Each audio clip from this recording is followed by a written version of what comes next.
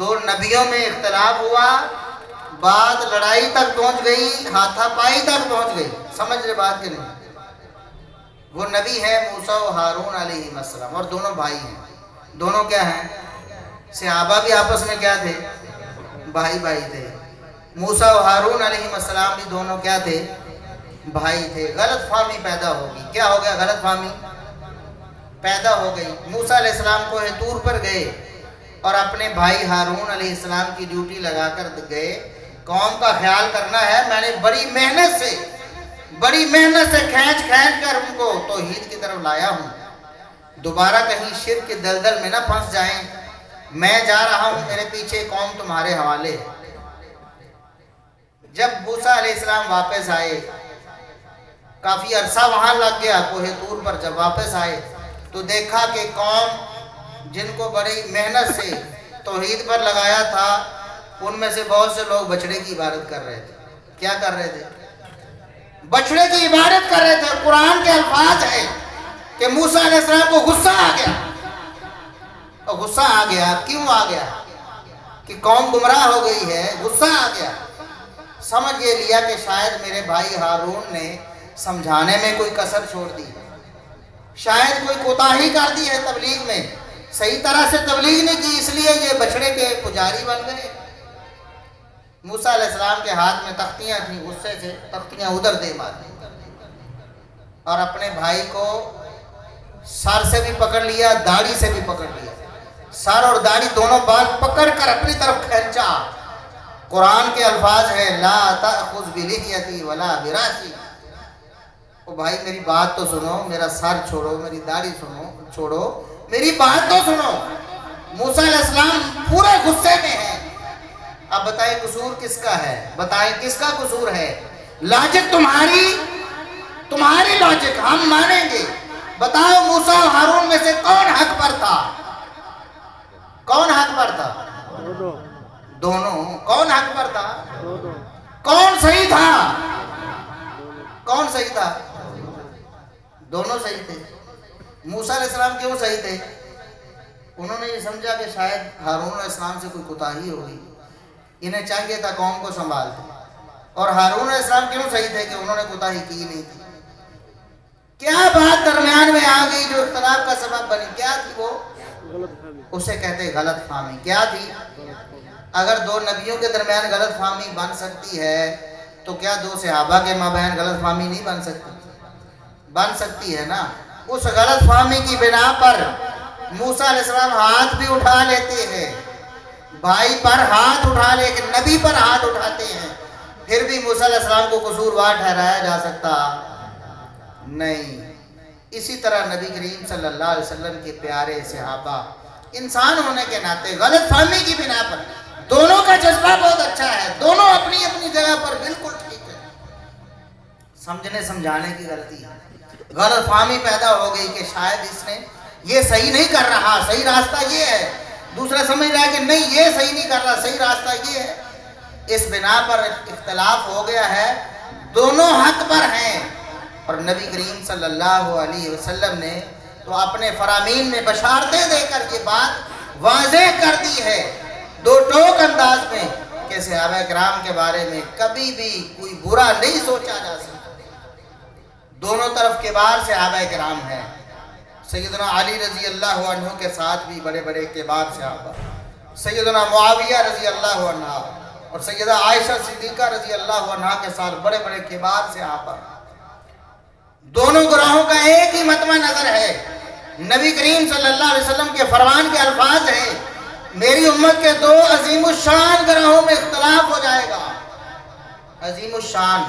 اب بتائیں جو ظالم ہو وہ عظیم الشان ہوتا ہے.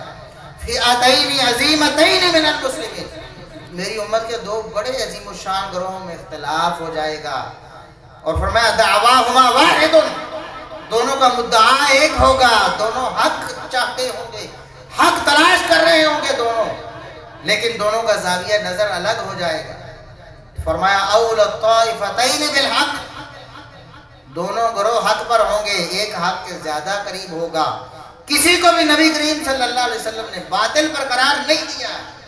کتنے آسان الفاظ سے آپ فرماتے جو حق پر ہوگا وہ یہ کرے. آپ نے یہ نہیں فرمایا، آپ نے فرمایا جو حق کے زیادہ قریب ہو. دونوں حق پر ہیں، ایک کو حق کا زیادہ قرب ملا ہے، دونوں حق پر ہے. یہ نبی کریم صلی اللہ علیہ وسلم کے فرامین ہیں، اور دونوں طرف کے لوگوں کو جنت کی بشارتیں محمد الرسول اللہ صلی اللہ علیہ وسلم نے دے دی. زبان وحی سے، اللہ رب العزت کے بتانے سے محمد الرسول اللہ صلی اللہ علیہ وسلم جنت کی بشارت دیتے ہیں. بتائیں ایسا شخص کیا برا ہو سکتا ہے؟ ایسا شخص ظالم، باغی، جابر، منافق ہو سکتا ہے؟ اللہ رب العزت کو کوئی چیز بھولتی؟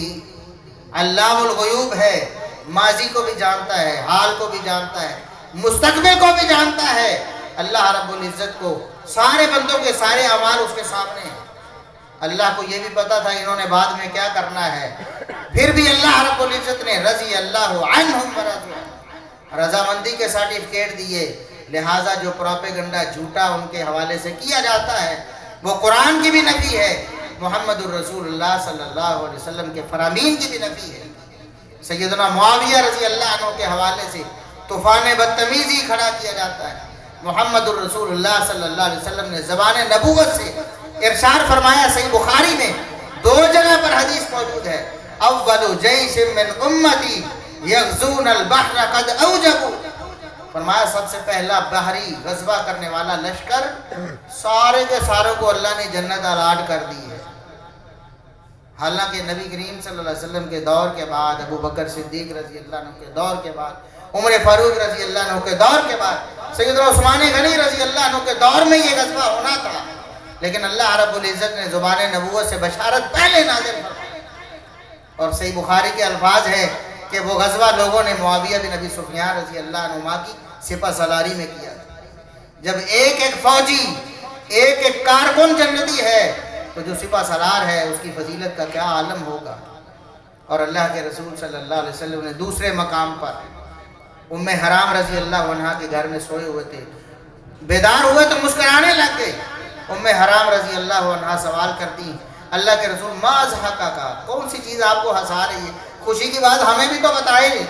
آپ صلی اللہ علیہ وسلم نے فرمایا، اناس من امتی ورثوا علی یرکبون ھذا البحر الاخضر کالملوک علی الاسرہ.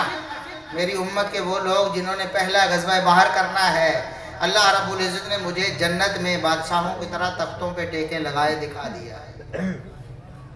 یہ معاویہ بن ابی سفیان رضی اللہ عنہما، اور نبی کریم صلی اللہ علیہ وسلم نے ان کے لیے دعائیں کی، آپ نے ان سے محبت کا اظہار کیا.